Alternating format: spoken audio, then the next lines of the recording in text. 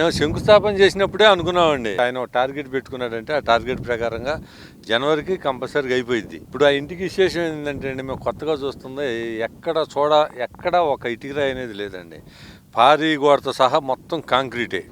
ఇంట్లో భీములు కానీ, స్లాబులు కానీ, గోడలు కానీ మొత్తం కాంక్రీటే. ఆ ఇల్లు ఒకటే కాదండి, ఉద్యోగస్తులు కట్టే ఎన్జిఓస్ బిల్డింగులు కానీ, ఐఏఎస్ ఆఫీసర్లు కానీ, ఐపీఎస్ అధికారులు కానీ ఏది అయినా కానీ మొత్తం కాంక్రీట్ గోడలు అన్నీ చేస్తున్నారు. ఇప్పుడు ఏది ఏమైపోయినా కానీ బాబు గారు మా వెలగపూడి రెవెన్యూ పరిధిలో ఇల్లు కట్టుకోవడం కూడా మాకు సంతోషంగానే ఉంది.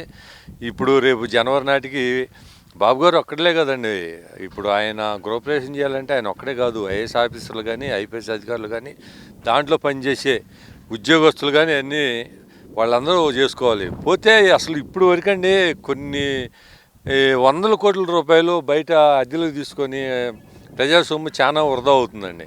అట్లా కాకుండా ఇవన్నీ బిల్డింగ్లు పూర్తి అయితే కనుక అద్దెతో పని లేకుండా జరిగిపోతుంది.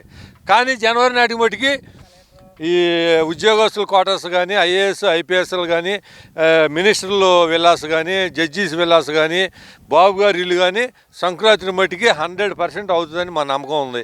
ఎందుకంటే మేము కళ్ళెదురుగా చూస్తున్నాము, రేత్రి మగళ్ళు ఆ పనులన్నీ చేస్తున్నారు కాబట్టి పనులు అవుతాయని చెప్పి నేను అనుకుంటున్నానండి.